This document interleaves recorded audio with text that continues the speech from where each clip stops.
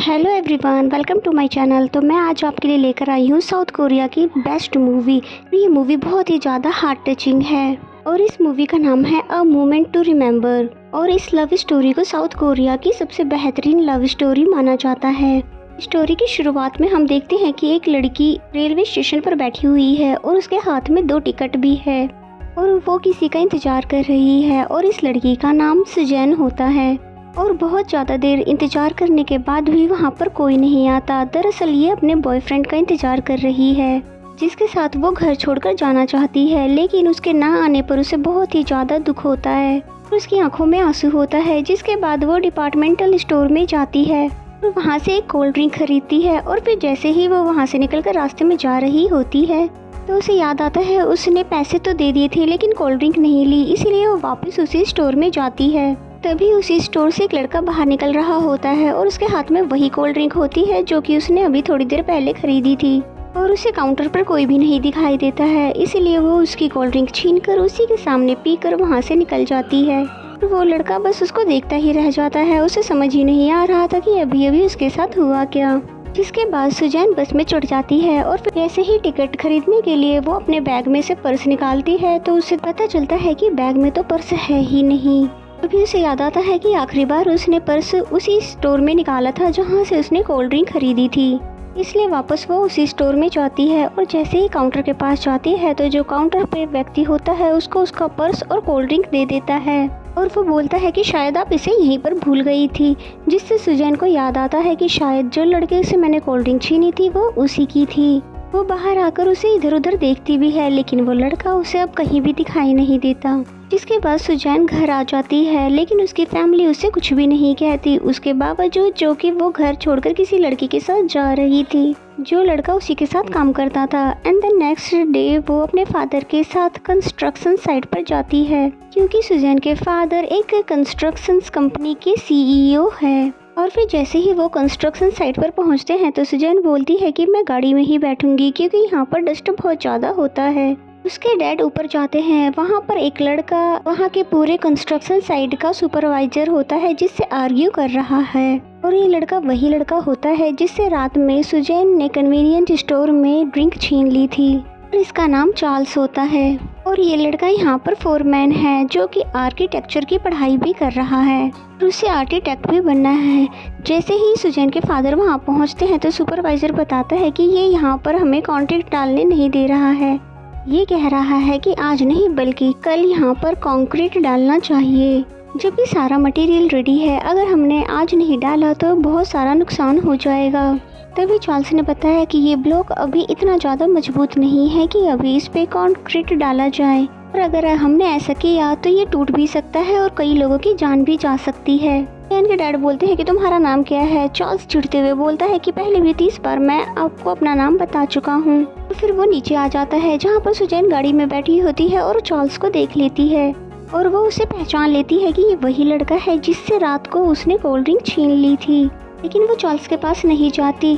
तभी सुजैन के फादर वहाँ आ जाते हैं जो कि चार्ल्स के नेचर से बहुत ही ज़्यादा परेशान हैं और वो कहते हैं कि लोगों के अंदर टेम्परामेंट की कमी है और फिर वहाँ से निकल जाते हैं। सुजैन एक फैशन डिजाइनर है और जहाँ पर वो काम करती है अभी वहाँ पर रेनोवेशन चल रहा है। उनका ये रेनोवेशन का काम बहुत ही स्लो चल रहा होता है। उसके साथ जो आदमी होता है वो बोलता है कि मैं यहाँ पर फंस चुका हूँ, जिस पे सुजैन बोलती है कि मैं तुम्हारी इसमें मदद कर सकती हूँ। फिर वो अपने डैडी को कॉल करती है और उसके डैडी बोलते हैं ठीक है मैं किसी को भेज रहा हूँ लेकिन तुम उससे ज़्यादा बातें मत करना, बहुत ही ज़्यादा बदतमीज है और उसका नेचर बिल्कुल भी ठीक नहीं है, अपने साथ वाले बंदों को ही उसे डील करने देना।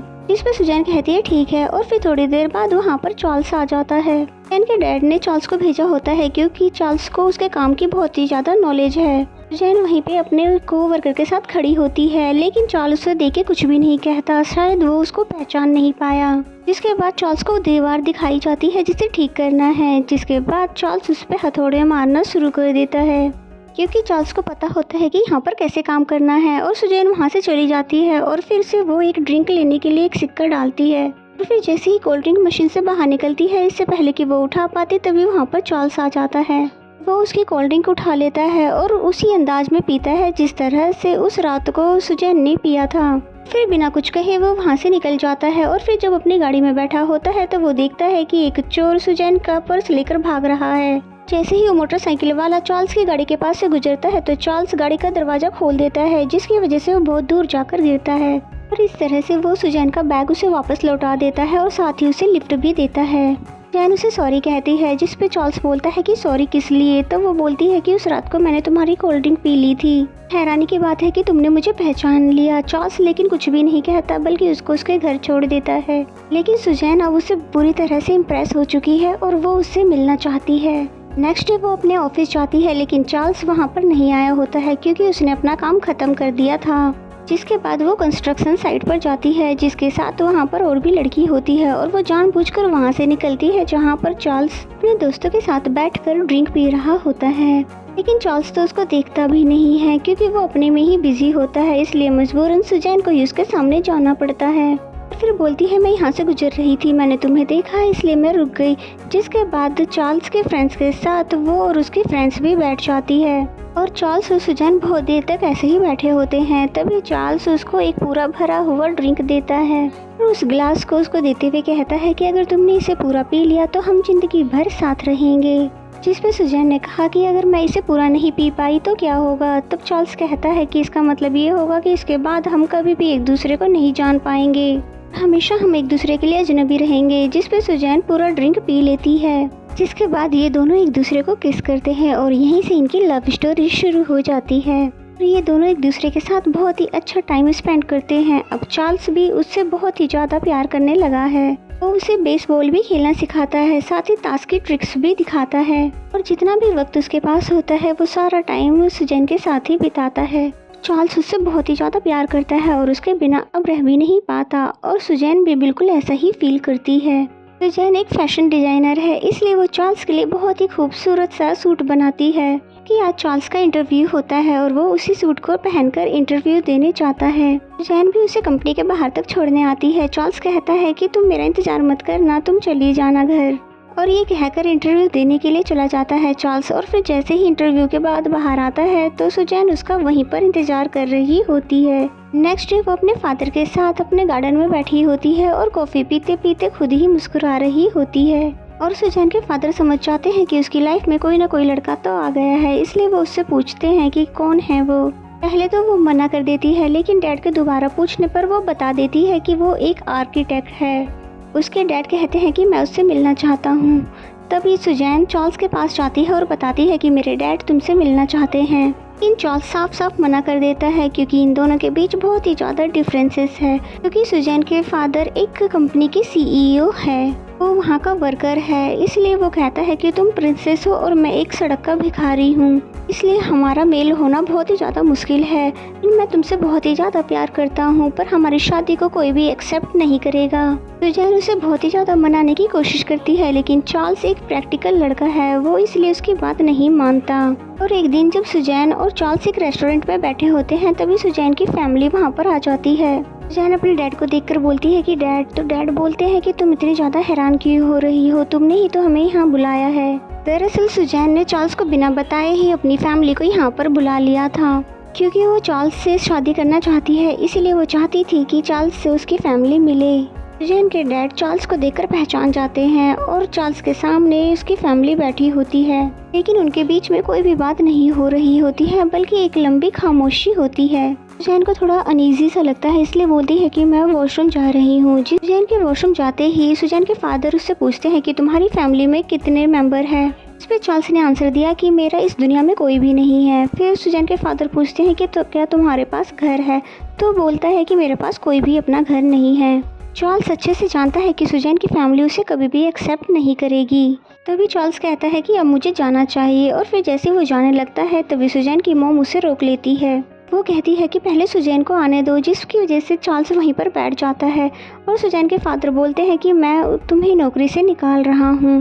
लेकिन चार्ल्स को नौकरी की कोई परवाह नहीं होती है। वो फिर भी कहता है मुझे माफ़ कर दीजिए, मेरी वजह से आप लोगों को परेशानी हुई, अब मैं सुजैन से कभी भी नहीं मिलूंगा। और फिर सुजैन को दिखाया जाता है जिसकी तबीयत अब बहुत ही ज़्यादा ख़राब हो गई है।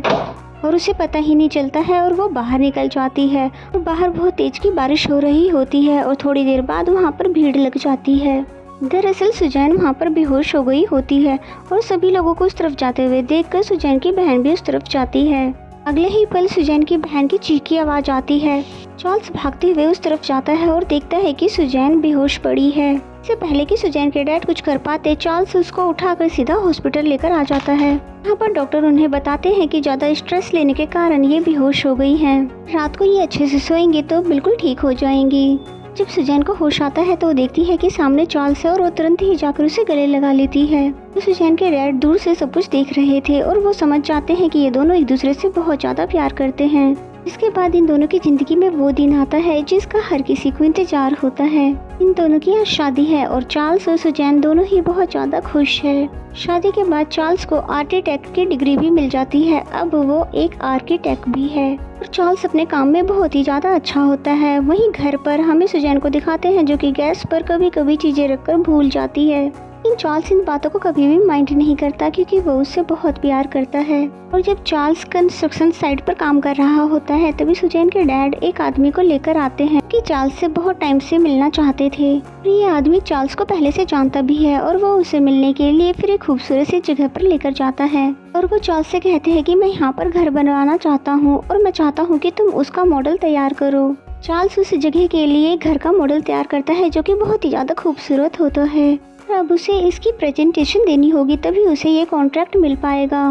प्रेजेंटेशन से पहले सुजैन उससे कुछ सवाल पूछती है और बोलती है कि तुम्हें इसकी इंस्पिरेशंस कहाँ से मिली। चार्ल्स कहता है कि मुझे इसकी इंस्पिरेशंस मेरी वाइफ और उसकी फैमिली से मिली क्योंकि अब सुजैन की फैमिली ने उसे पूरी तरह से एक्सेप्ट कर लिया है और साथ ही सुजैन के डैड अब उसको बहुत ही ज़्यादा पसंद भी करते हैं।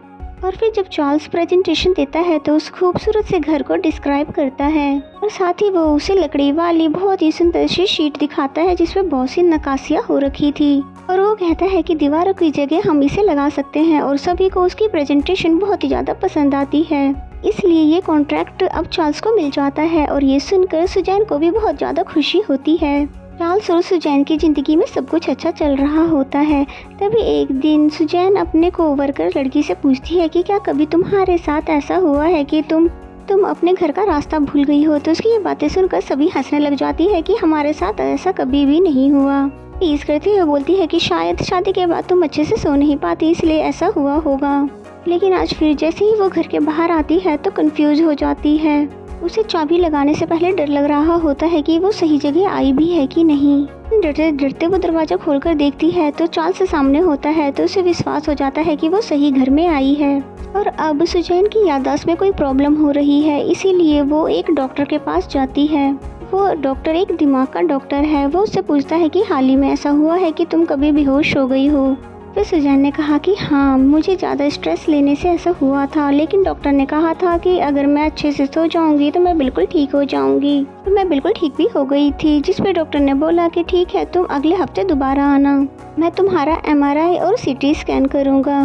सुजैन वहाँ से चली जाती है लेकिन वो चार्ल्स को कुछ भी नहीं बताती और चार्ल्स अपने नए प्रोजेक्ट में बहुत बिजी होता है। और साथ ही वो सुजैन के साथ अपनी ज़िंदगी के सबसे बेहतरीन दिन भी जी रहे होते हैं। सब कुछ अच्छे से चल रहा होता है और वो एक दिन सुजैन को किसी बूढ़े आदमी से मिलवाने के लिए लेकर जाता है जिसने उसे बचपन से पाला था और कारपेंटर का काम भी सिखाया था। वो बूढ़ा आदमी बातों ही बातों में सुजैन को बता देता है कि चार्ल्स की मॉम अभी भी जिंदा है लेकिन चार्ल्स उनसे नाराज है। लेकिन चार्ल्स उस समय वहाँ पर नहीं होता है। और फिर घर आने के बाद सुजैन उससे पूछती है कि तुमने अपनी मॉम के बारे में मुझे कभी भी नहीं बताया। चार्ल्स को इस बात पर बहुत ही ज़्यादा गुस्सा आ जाता है और वो कहता है कि वो मेरी मॉम नहीं है और उन्होंने बचपन में ही मुझे छोड़ दिया था उस बूढ़े आदमी के पास जिन्होंने मुझे कारपेंटर का काम सिखाया। और उसके बाद वो मुड़कर भी कभी मेरे बारे में पूछने नहीं आई और आज वो मेरे पास वापस आना चाहती है जब मैं कामयाब बन चुका हूँ और मेरे पास पैसे हैं। मैं उन्हें कभी भी माफ़ नहीं करूँगा। अब मेरे को अपनी ज़िंदगी में जितना रोना था मैं रो चुका हूँ और अब वो तो मेरे लिए एग्जिस्ट ही नहीं करती। जिसमें सुजैन समझाती है कि हमें लोगों को माफ़ करना आना चाहिए। जिस वक्त मैं घर छोड़कर चली गई थी मेरे डैड ने मुझे माफ़ कर दिया और ना चाहते हुए भी उन्होंने हमारी शादी को मंजूरी दी क्योंकि वो जानते हैं कि माफ़ी दिल में नफरत की जगह को कम करता है और दिल में प्यार पैदा करता है। जिसके बाद चार्ल्स भी उसकी बात को समझ जाता है। जिसके बाद वो अपनी मॉम से मिलने के लिए जेल में जाता है। उसकी मॉम के चेहरे पर काफ़ी चोटों के निशान भी होते हैं। क्योंकि उसकी मॉम को किसी के पैसे देने थे, जिसकी वजह से उन्हें जेल में बंद कर दिया गया है। चार्ल्स की मॉम चार्ल्स से कहती है कि जिस समय तुम पैदा हुए मैं सिर्फ 17 साल की थी और तुम्हारे डैड मुझे छोड़कर चले गए थे और मैं चाहती तो अबॉर्शन करवा सकती थी, लेकिन मैं तुम्हें इस दुनिया में लेकर आई और वो मेरी बहुत बड़ी गलती थी। क्योंकि अब चार्ल्स की मदर चार्ल्स से बहुत ही ज़्यादा नाराज हो चुकी है, क्योंकि चार्ल्स की मदर उससे मदद मांगने के लिए आई भी थी, लेकिन चार्ल्स मदद नहीं करता है क्योंकि वो उनसे नाराज़ था, वो उन्हें छोड़कर जो चली गई थी। लेकिन चार्ल्स अब उनकी मदद करना चाहता है, इसीलिए वो आदमी जिसके चार्ल्स की मॉम ने पैसे लिए थे उनके सारे पैसे लौटा देता है। और इस बात से सुजैन बहुत ही ज़्यादा खुश होती है, जिसके बाद वो डॉक्टर के पास जाती है। डॉक्टर ने उन्हें 1 हफ्ते बाद आने के लिए कहा था, लेकिन सुजैन उनके पास 2 हफ्ते बाद आई है। डॉक्टर सुजैन से सिंपल से सवाल पूछते हैं कि तुम्हारी सिस्टर की डेट ऑफ बर्थ क्या है और उसकी उम्र क्या है। जब हम सिग्नल पर रुके होते हैं तो कौन सी लाइट जलने पर हमें रोड क्रॉस करना चाहिए।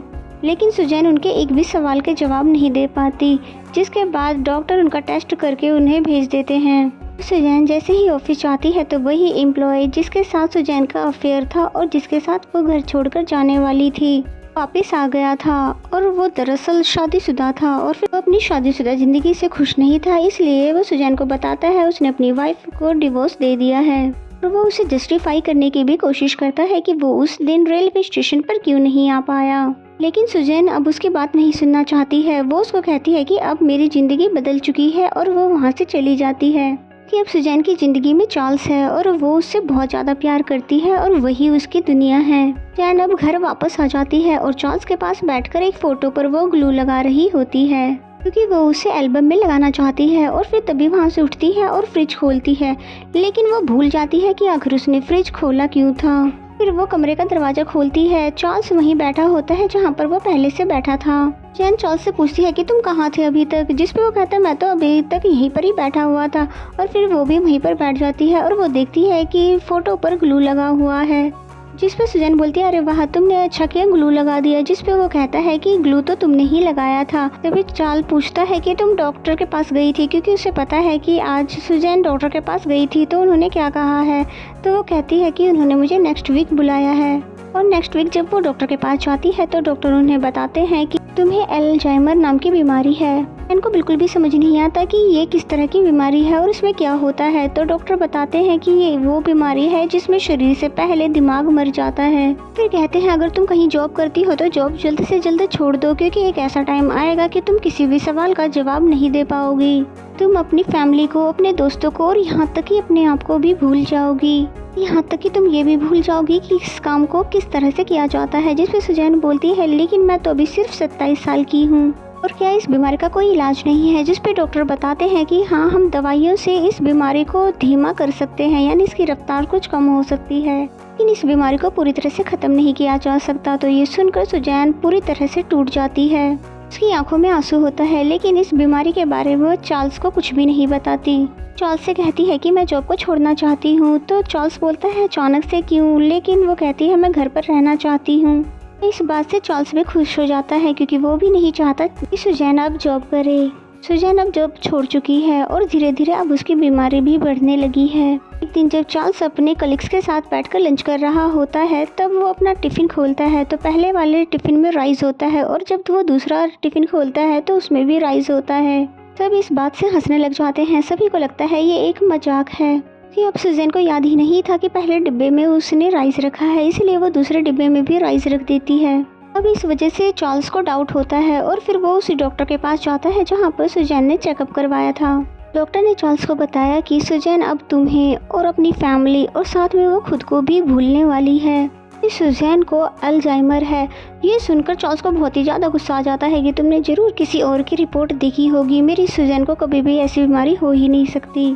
तो डॉक्टर का कॉलर पकड़ लेते हैं। तभी स्टाफ का दूसरा मेंबर आता है और वो बताते हैं कि डॉक्टर की वाइफ को भी यही प्रॉब्लम थी, उन्होंने पूरी ज़िंदगी अल्जाइमर की बीमारी का इलाज किया है। फिर डॉक्टर ने बताया कि जो तुम्हारी वाइफ को अल्जाइमर है वो बहुत ही रेयर होता है और इसी तरह का अल्जाइमर मेरी वाइफ को भी था। और फिर जब वो मुझे पूरी तरह से भूल गई थी तो मैं उसे उस जगह पर ले गया जहां हम पहली बार मिले थे और उसे वहां पर सब कुछ याद आ गया। लेकिन ठीक 3 घंटे बाद उसने मुझसे पूछा हु आर यू, तुम कौन हो। और उस वक्त मेरी आंखों में आंसू थे और वो मुझसे पूछ रही थी कि तुम रो क्यों रहे हो। दूसरी तरफ हमें सुजैन को दिखाया जाता है जो कि घर से बाहर होती है।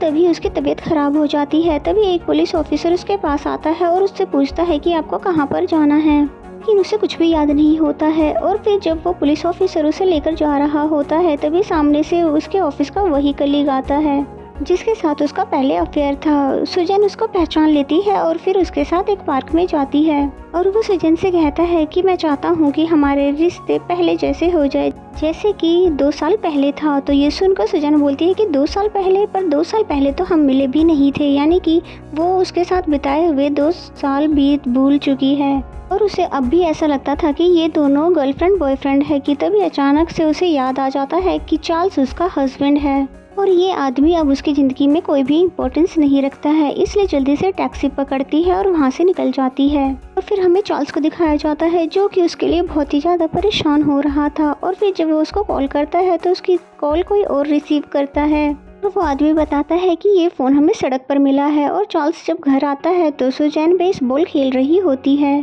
फिर चार्ल्स से कहती है कि आज मशीन से 10 की जगह 9 ही बॉल निकली, यानी कि वो फिर से भूल चुकी है। और उसे पता है कि अब चार्ल्स को सब कुछ पता है, इसलिए वो उससे कहती है कि अब मैं बहुत जल्द सब कुछ भूल जाऊंगी। हमारे रास्ते अब अलग है और तुम्हें मेरे लिए अपनी ज़िंदगी ख़राब करने की कोई ज़रूरत नहीं है। जिस पे चार्ल्स कहता है कि भले ही तुम सब कुछ भूल जाओ लेकिन मैं सब कुछ याद रखूँगा। सुजैन की आंखों में आंसू होता है और वो बोलती है कि अब मैं सब कुछ भूलने वाली हूँ और मैं जब सब कुछ भूल जाऊंगी तो हमारा प्यार भी ख़त्म हो जाएगा। और चार्ल्स भी बहुत ही ज़्यादा रोता है क्योंकि वो जानता है सुजैन कहीं ना कहीं सच ही तो कह रही है। लेकिन फिर भी वो सुजैन से कहता है कि मैं तुम्हें कुछ भी नहीं भूलने दूंगा, बल्कि हर एक दिन नया शुरुआत करेंगे। हम हर दिन डेट पर जाएंगे। लेकिन ये सब बातें सिर्फ कहना आसान है, प्रैक्टिकली ये बहुत ही मुश्किल है। सुजैन कहती है कि मैं अपनी याददाश्त खोने के साथ साथ अपनी आत्मा को भी खो दूंगी। जिस पे चार्ल्स कहता है कि प्लीज़ ऐसा मत कहो, यानी कि मैं तुम्हारी याददाश्त बनूंगा और मैं तुम्हारा दिल बनूंगा और तुम्हें मुझसे कोई भी दूर नहीं कर सकता। और ये दोनों ही जानते हैं कि अब इनकी ज़िंदगी से खुशियाँ छिनने वाली है और ये प्यार जिसने इनकी छोटी सी दुनिया बनाई है अब वो इनसे अलग होने वाला है। और लेकिन फिर भी ये दोनों साथ रहना चाहते हैं, दोनों हार नहीं मानना चाहते। चार्ल्स हर जगह घर में नोट लगा देता है ताकि सुजैन कुछ भी ना भूले। और फिर जब वो ऑफिस जा रहा होता है तो सुजैन बोलती है कि आज घर जल्दी आना क्योंकि आज तुम्हारी मॉम का बर्थडे है, मैंने अपने पेरेंट्स को भी बुला लिया है। चार्ल्स वहाँ से चला जाता है लेकिन चार्ल्स के यहाँ पर आने से पहले वो ही सुजैन का कलीग आ जाता है जिससे उसका कभी अफेयर था और सुजैन को लगता है कि ये चार्ल्स है, इसलिए वो उसे अंदर लेकर आती है। वो कहता है कि हमें यहाँ पर नहीं रुकना चाहिए बल्कि कहीं बाहर जाकर बात करनी चाहिए। और वो सुजैन को समझाने की कोशिश कर रहा होता है लेकिन सुजैन को तो लग रहा था यही मेरा हस्बैंड है। उसके गालों पे हाथ लगाकर बोल रहा होता है कि तुम्हें क्या हुआ है कि तभी वहाँ पर चार्ल्स आ जाता है और चार्ल्स ये सब देख लेता है। सुजैन उस आदमी के पीछे जाके छुप जाती है क्योंकि उसको लगता है ये कोई और है, क्योंकि वो चार्ल्स को पहचान नहीं पा रही थी। और चार्ल्स यहाँ पर उस आदमी को बहुत ही ज़्यादा मारता है। जब चार्ल्स उस आदमी को मार रहा होता है तो सुजैन को ऐसा लगता है कि उसके हस्बैंड को कोई मार रहा है। फिर सुजैन की फैमिली भी यहाँ पर आ जाती है और सुजैन के दिमाग पर इतना बुरा असर पड़ता है कि वो यहीं पर बेहोश हो जाती है। इसके बाद सुजैन को हॉस्पिटल लेकर आया जाता है। सुजैन की बीमारी के बारे में चार्ल्स उसकी फैमिली को बता देता है कि उसे एक अल्जाइमर नाम की बीमारी है। सुजैन के डैड चार्ल्स से कहते हैं कि अब तुम्हें उसकी फिक्र नहीं करनी चाहिए, तुम उसको अकेले नहीं संभाल पाओगे, इसलिए अब वो हमारे साथ रहेगी। जिस पे चार्ल्स कहता है कि वो मेरी पत्नी है इसलिए मैं उसे अकेले नहीं छोड़ूंगा। तभी वहाँ पर सुजैन आ जाती है और सबको एक साथ बैठा हुआ देखकर पूछती है कि यहाँ पर क्या हो रहा है। वो ये कहते कहते ही टॉयलेट कर देती है क्योंकि अब उसको उसकी बॉडी पर भी कंट्रोल नहीं रहा। चार्ल्स उसे कमरे में ले जाता है और अपनी शर्ट उतारकर उसके पैरों को अच्छे से साफ करता है। इसके बाद चार्ल्स उसको अपने घर लेकर आ जाता है और फिर लकड़ी का वही मॉडल उसको दिखाता है। इस घर का सपना उन दोनों ने देखा था और जहाँ पर चार्ल्स ने उससे वादा किया था कि वो एक दिन जरूर सुजैन के लिए ऐसा घर बनाएगा। सुजैन उस मॉडल को देखकर खुश होती है और वो दिन में कई बार उसको आई लव यू कहती है, लेकिन अब वो उसको उसके नाम से नहीं बल्कि अपने बॉयफ्रेंड के नाम से बुलाती है क्योंकि धीरे धीरे उसकी रिसेंट यादें खोने लगी है और पुरानी बातें उसे अब भी याद है। इस बात से चार्ल्स को बहुत दुख होता है और फिर जब चार्ल्स घर पर नहीं होता, काम पर गया होता है, तो इस बात का एहसास सुजैन को होता है कि उसकी वजह से चार्ल्स की ज़िंदगी पूरी तरह से बर्बाद हो रही है। इसलिए वो उसके लिए एक लेटर लिखती है और बोलती है कि भले ही मैं तुम्हें पूरी तरह से भूल जाऊं, लेकिन तुम हमेशा मेरी ज़िंदगी का एक हिस्सा रहोगे। मैं तुम्हें कभी भी भूलना नहीं चाहती, लेकिन मैं अपने माइंड को कंट्रोल नहीं कर सकती। मैं तुमसे बहुत प्यार करती हूँ। मैं तुम्हें रोते हुए नहीं देख सकती, इसलिए मुझे माफ़ कर देना। और फिर ये लेटर लिखकर यहाँ पर छोड़कर उसे चली जाती है। लेकिन जब ये लेटर चार्ल्स को मिलता है तो वो बहुत बुरी तरह से टूट जाता है और वो बहुत ही ज़्यादा रोता है। लेकिन उसे नहीं पता कि अब सुजैन कहाँ पर है। साथ ही उसने डाइवोर्स पेपर पे साइन करके अपने डैड को दे दिया था। जब सुजैन के डैड उस डाइवोर्स पेपर को उसके पास लेकर आते हैं तो चार्ल्स उस पेपर को फाड़ देता है। कहता है कि सुजैन को मुझसे कोई भी दूर नहीं कर सकता है और देख पाते हैं कि वो अंदर ही अंदर से टूट चुका है। अब चार्ल्स का मन किसी भी काम में नहीं लगता, बल्कि वो खोया खोया रहता है और वो किसी भी हालत में सुजैन को पाना चाहता है। वो पुलिस स्टेशन जाकर उसकी मिसिंग रिपोर्ट भी लिखवाता है। जब वो एक दिन लेटर बॉक्स चेक करता है तो उसमें बहुत सारे लेटर होता है, जिसमें एक लेटर सुजैन का भी होता है। इसमें लिखा होता है कि आज मुझे तुम्हारी याद आ गई, इसलिए मैं तुम्हें लेटर लिख रही हूँ। मैं तुमसे बहुत प्यार करती हूँ और तुम बहुत ही अच्छे हस्बैंड थे। और उसने साथ ही साथ आसपास का डिस्क्रिप्शन भी लिखा होता है। इसमें उसने कई पहाड़ों के बारे में लिखा होता है और उस डिस्क्रिप्शन के हिसाब से चार्ल्स ने अब सुजैन को ढूंढना शुरू कर दिया था। वो उसे बहुत ज़्यादा ढूंढता है और फाइनली उसे वो एक हॉस्पिटल में मिल भी जाती है। वहाँ पर नर्स उसे बताती है कि कभी कभी वो अपने कपड़े भी ठीक से नहीं पहन पाती। वहाँ पर एक फ़ोटो भी होती है जो कि सुजैन और चार्ल्स की थी। नर्स बताती है कि उसने सारी फ़ोटोज़ को फाड़ दी सिवाय इस एक फ़ोटो के। और फिर चार्ल्स जैसे ही बालकनी में जाता है तब वो देखता है कि सुजैन वहाँ पर बैठी होती है। सुजैन भी उसे देख लेती है और उठती है और उसके हाथ से स्केच बुक गिर जाती है, जिसे चार्ल्स उठाकर देखता है। तो उसमें वो देखता है कि उसमें बहुत सारे स्केच है जो कि वो बनाने की कोशिश कर रही थी और वो चार्ल्स का चेहरा बनाने की कोशिश कर रही थी, क्योंकि उसे याद नहीं आ रही थी। चार्ल्स सुजैन से कहता है कि तुमसे मिलकर अच्छा लगा। फिर सुजैन उससे पूछती है कि क्या मैं तुम्हें जानती हूँ। जिसके बाद सुजैन, चार्ल्स और नर्स कैफेटेरिया में बैठे होते हैं और चार्ल्स ने जानबूझकर वही परफ्यूम लगाया था जो कि उसके अंकल और डैड में से आती थी कि उसे याद आ सके। और ऐसा होता भी है, यानी उसे ये स्मेल जानी पहचानी लगती है और वो बोलती भी है कि मेरे अंकल की तरह स्मेल हो रहा है। ये स्मेल किसी और में से भी आती थी, लेकिन वो चार्ल्स को याद नहीं कर पाती है और बेचारा चार्ल्स इस ब्लैक चश्मा पहन लेता है ताकि वो उसके आंसुओं को ना देख सके और बेचारा अंदर ही अंदर रो रहा होता है कि वो सुजैन के सामने नहीं रो सकता है। और फिर चार्ल्स नर्स से पूछता है कि क्या मैं सुजैन को घुमाने के लिए ले जा सकता हूँ। फिर नर्स ने हाँ कह दिया तो चार्ल्स कहता है कि आप उसे उस जगह पर ले आना जहाँ पर मैं कहूँगा। अगले ही पल दिखाया जाता है कि नर्स सुजैन को लेकर उसी स्टोर के बाहर पहुंच जाती है। वहाँ पर चार्ल्स और सुजैन पहली बार मिले थे, जहाँ पर सुजैन ने चार्ल्स से छीनकर कोल्ड ड्रिंक पी ली थी। वो जैसे ही डोर के पास जाती है तो चार्ल्स अंदर से आता है और उसके हाथ में वही कोल्ड ड्रिंक होती है। और फिर जब वो अंदर जाती है तो वो देखती है कि उसकी फैमिली और वो सभी लोग जिसे वो जानती है। फिर वो चार्ल्स के पास आती है और पूछती है कि क्या ये स्वर्ग है, क्योंकि उसे सब कुछ याद आ गया था, ठीक उसी तरह जैसे कि डॉक्टर ने बताई थी। उसकी पत्नी की याददाश्त कैसे आई थी, ये बात डॉक्टर ने चार्ल्स को बताई थी। अगले ही पल हम देखते हैं कि चार्ल्स सुजैन को लेकर एक लॉन्ग ड्राइव पर निकल गया है। और वहाँ पर पहली बार चार्ल्स ने उसे आई लव यू कहा, क्योंकि वो प्यार तो उससे बहुत करता था लेकिन उसने कभी भी उसे आई लव यू नहीं कहा था। सुजैन भी उसके गले लग जाती है, लेकिन ये नहीं पता कि सुजैन की याददाश्त कब तक रहने वाली है, कि डॉक्टर की पत्नी जिसको वही बीमारी थी उसको सिर्फ याददाश्त 3 घंटे के लिए वापस आई थी। ये कहा नहीं जा सकता कि सुजैन की याददाश्त अब उसके साथ कितने घंटों तक रहने वाली है, लेकिन एक बात तो तय है कि चार्ल्स सुजैन को कभी भी छोड़ने वाला नहीं है। और इसी के साथ ये खूबसूरत सी कहानी यहीं पे ख़त्म हो जाती है। अगर आपको ये मूवी पसंद आती है तो वीडियो को लाइक करें और चैनल को अभी तक सब्सक्राइब नहीं किया तो प्लीज़ सब्सक्राइब कर लें।